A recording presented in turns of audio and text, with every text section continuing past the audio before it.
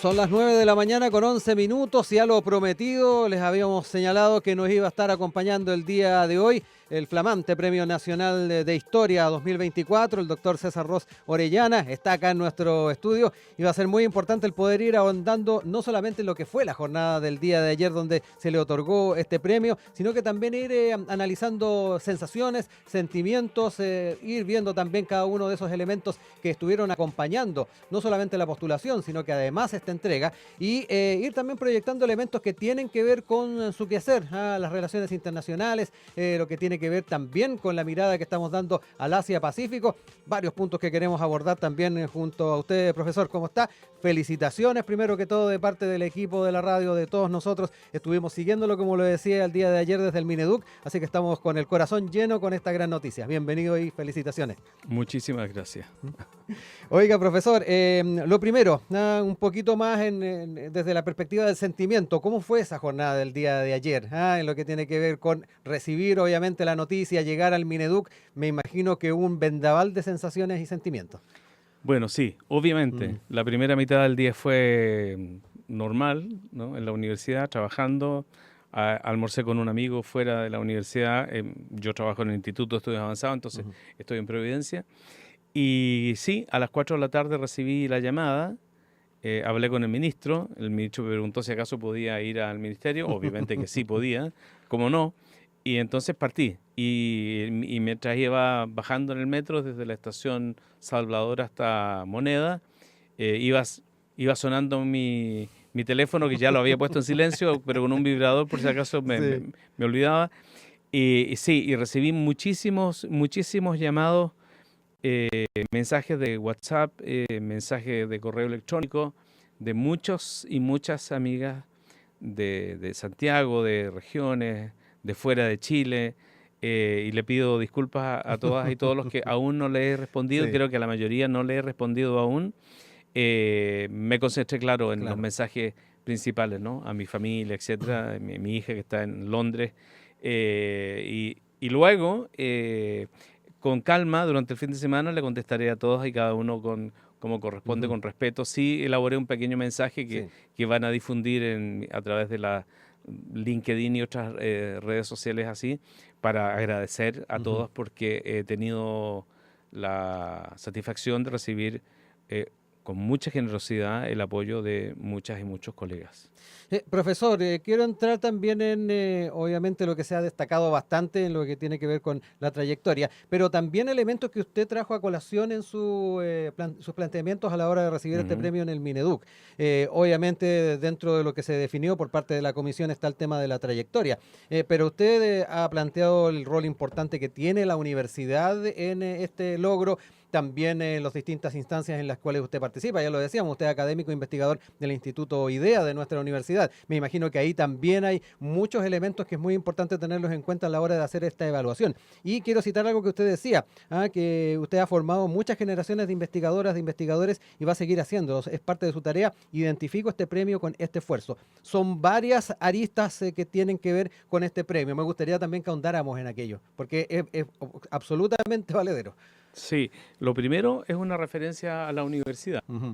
Yo destaqué muy claramente, creo, muy claramente, el perfil de esta universidad. Es una universidad estatal, pluralista, laica, una universidad inclusiva, y ese es un valor que para mí y para muchos que estamos aquí es un valor central. Es un valor central porque significa que es una institución en la que nadie nos dice que debemos pensar y nadie nos censura lo que pensamos, escribimos y enseñamos. Y la libertad de cátedra significa eso, no significa arbitrariedad, significa la libertad de poder pensar sin una camisa de fuerza, sin un sesgo. Y ese es un tremendo valor que no solamente es nuestro, sino de todas las universidades estatales, públicas, pluralistas, etcétera. Eso es lo primero. Además, una universidad feminista. Y lo segundo, sí, yo destaco muy claramente también el lugar en el que yo trabajo. Lo hago extensivo al Departamento de Historia, a la Facultad de Humanidades, una facultad en la que yo me formé en mis estudios de maestría. Inicialmente fue en el pedagógico. Y una cosa que me fascinó al llegar al departamento de historia, estoy hablando del año 1990, cuando llegué a hacer mi maestría, era ver que había un ecosistema muy activo, muy productivo, había un ambiente de mucha igualdad, ¿no? Y que era extremadamente estimulante para pensar. El Instituto de Estudios Avanzados es un ambiente igual, es un Ujú. ecosistema en donde hay distintas disciplinas, distintos puntos de vista, en donde todos los colegas y todos los y las colegas son personas muy exitosas, muy creativas, muy inteligentes y por lo tanto es un ambiente privilegiado para estudiar, para pensar, para escribir y en general creo que nuestro ambiente de trabajo permite que esta producción que yo puedo mostrar en mi caso sea también Ujú. el resultado de ese ecosistema. Exacto. Y hablando también de estas líneas de investigación que ha llevado en adelante, a mí me da la impresión de que es bien importante este premio para también ir dando cauce a muchos temas que incluso hemos estado abordando en estos micrófonos, profesor. Muchos de ellos tienen que ver con el enfoque, con el Asia-Pacífico que daba cuenta también en la introducción, clave además en esta transición que estamos viviendo en cuanto a las hegemonías globales. En ese sentido, ¿cuán importante puede ser este reconocimiento para poder ahondar en aquello? Y si efectivamente estamos comprendiendo bien ese cambio de eje en las perspectivas, yo creo que esto va a ser un buen impulso. No sé cómo lo ve usted. Sí, por supuesto, el premio es un impulso para continuar la labor que ya he Ujú. realizado. Tal vez le va a dar algo más de visibilidad a mi propia agenda Ujú. de indagación, de investigación. Quiero decir que estoy trabajando sobre las relaciones entre Chile y el Asia desde mediados de los 90, Ujú. en un esfuerzo que también se destacó ayer, que era sistemático, Sí. muy intenso, a pesar de que en el medio he tenido que cumplir labores de dirección, como la mayoría de los Ujú. académicos, nadie Sí. puede sustraerse de eso. Eh, y esa investigación que yo empecé a hacer, diríamos, en los 90, eh, me ha permitido hoy día tener una mirada un poco más compleja del Asia-Pacífico. Y esta transición y este ascenso de los países del Asia, sobre todo del este de Sí. Asia, eh, es algo que empezó a ocurrir en los años 60, Ujú. con un modelo de desarrollo que logra de alguna manera refutar las presunciones que teníamos en América Latina acerca de la dependencia, Exacto. acerca del rol de Estados Unidos como un factor crítico y determinante de nuestro presente y futuro. Los países del Asia, sobre todo estos países del este de Asia, fueron países pobres, países casi sin recursos o con muy pocos Ujú. recursos naturales que salieron adelante gracias a al trabajo muy duro de su población, a la enorme convicción de sus gobiernos de invertir en educación pública y de calidad, focalizada en los modelos de desarrollo que ellos estaban planteando. Hay un patrón común en mayoría de esos países y es una tremenda lección para los países de América Latina porque significa que no es Sí. cierto que no podamos desarrollarnos con mucho éxito, pero también no es cierto que podamos hacerlo sin educación pública de alta calidad, lo que significa profesores de alta calidad, pero Ujú. también estudiantes de alta calidad y familias muy comprometidas. Eh, en los países del este de Asia Sí. demuestran eso. Corea del Sur, Singapur, Taiwán, Hong Kong, los recientes milagros, comillas, de Vietnam. Y pues Ujú. yo he refutado el concepto de Sí. milagro porque en verdad un milagro parece algo azaroso, ¿no? Algo que ocurre por acción externa y divina. Y lo que estos países demuestran que no hay ningún milagro. Hay un enorme trabajo. eh, y entonces empecé a estudiar esos Sí. países y la interacción con América Latina por el contrapunto que significaban los modelos de desarrollo Sí. distintos. Oiga, profesor, los elementos geopolíticos piensa que tienen influencia en la forma en que abordamos también en las dinámicas de desarrollo. Tenemos a una China que poco a poco se va instalando como una hegemonía relevante en nuestro continente. Usted ya lo ha dicho, ha estado analizando y estudiando desde hace bastantes décadas. Sin embargo, me da la impresión de que más allá de lo estrictamente comercial que tiene con Latinoamérica al menos, las relaciones más amplias se ven con un poquito de distancia. ¿Tiene que ver eso también lo geopolítico, esta dependencia también que muchas veces se observa con los Estados Unidos? Bueno, varias cosas. Lo Ujú. primero es que cualquier potencia hegemónica tiene como contraparte a otras potencias Ujú. hegemónicas. Y diríamos, si queremos usar esos términos geopolíticos, a potencias intermedias, Ujú. ¿no? Los países de América Latina no califican para eso excepto Brasil. ¿Mm? Por lo tanto, si las potencias hegemónicas tienen relaciones distantes o lejanas con el resto de los países del Sí. mundo, es la naturaleza misma de mirar las relaciones internacionales sobre la base de las cuotas de poder que estos países tienen. Ahora, China, como cualquier otro país que sea potencia industrial y un país pobre en recursos naturales, va a mirar con mucho interés a aquellos países que son ricos en aquello que ellos necesitan. Y nosotros somos pequeños mercados, no somos mercados muy importantes. Si uno mira cuánta población tiene América Latina versus cuánta población tienen los otros continentes, somos regiones y países pobres en general, desde el punto de vista de la demanda, pero somos muy ricos en recursos naturales y esa es la asociación. O sea, China tiene con América Latina una relación muy similar a la que tuvo la Gran Bretaña en el siglo XIX o a la que tuvo Estados Unidos en el siglo XX. Y China se comporta como se comportan todas las potencias de carácter hegemónico. China no es más agresiva que Estados Unidos, pero tiene un Estados Unidos al frente de sí que construye también un discurso y una propaganda para tratar de contenerle. Ahora, ¿es que China es solamente un buen socio comercial? Se ha ocupado, a mi juicio, erróneamente la idea de soft power para definir a China. Pues bien, China no es mejor ni peor que cualquier otra potencia hegemónica y se produce el mismo tipo de distorsiones. La clave para los países como el nuestro es tener una política exterior, diríamos, inteligente. Esto parece obvio, ¿no? Lo que pasa es que hay una teoría en política exterior que habla de smart powers, ¿no? No solamente soft power, no solamente hard power, no solamente compensatory power, etcétera, sino una política exterior que sea capaz de tocar todas las teclas del piano, no solamente una, no actuar solamente como víctima, sino también aprovechar esas oportunidades. Hay un ejemplo notable en esto, en las relaciones de China con países débiles, y es la relación de Vietnam con China. Y Vietnam, ¿sabes? Hace 15, 20 años atrás, me lo mencionaba un colega, ha sido de esta radio, que es Fernando Estensoro. Hace 20, 15 años atrás, el producto bruto de Vietnam era inferior al de Chile. Hoy día el producto de Vietnam es superior al de Chile. Vietnam está en un proceso de producción de recursos naturales, de productos, digamos, productos básicos como el café, pero también en un proceso acelerado de integración a la cadena asiática de valor, y eso es básicamente en relación con China.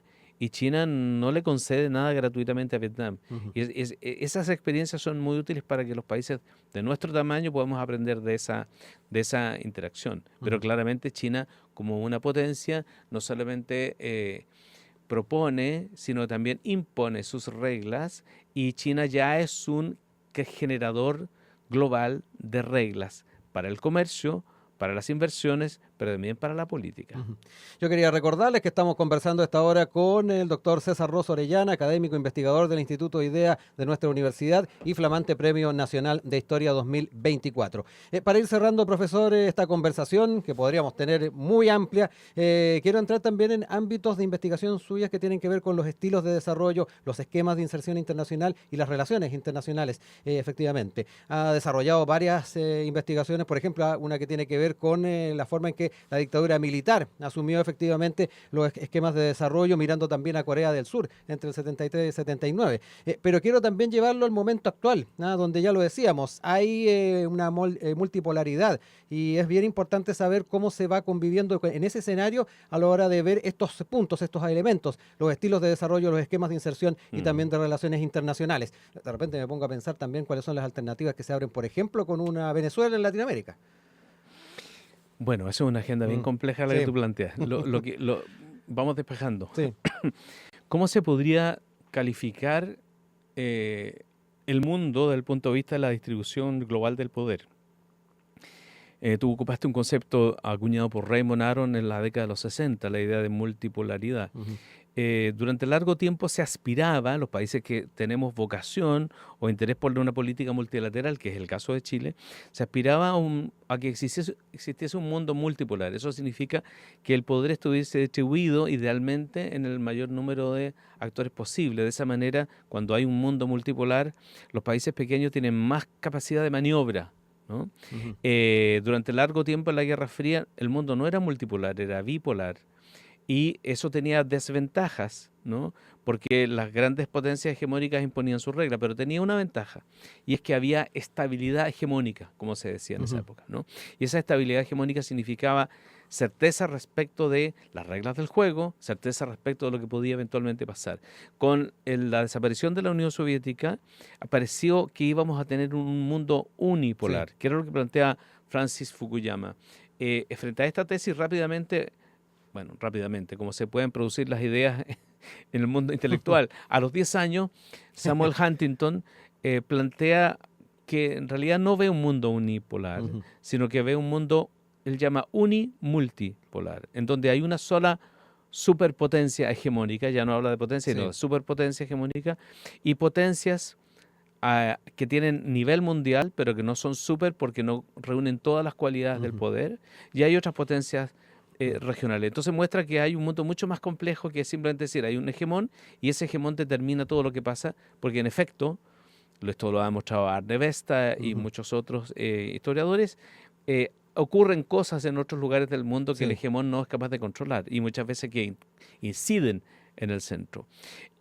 Lo que nosotros tenemos, o lo que teníamos hasta antes de la pandemia, era digamos, la constitución de un nuevo bipolarismo que a mi juicio no es equivalente al de Guerra Fría, pero como había un país como China que se declara comunista, aunque ellos dicen que tienen un sistema de socialismo de mercado, entonces hay que mirarlo con más detalle, había una bipolaridad de intereses comerciales. Sí, había competencia comercial muy intensa.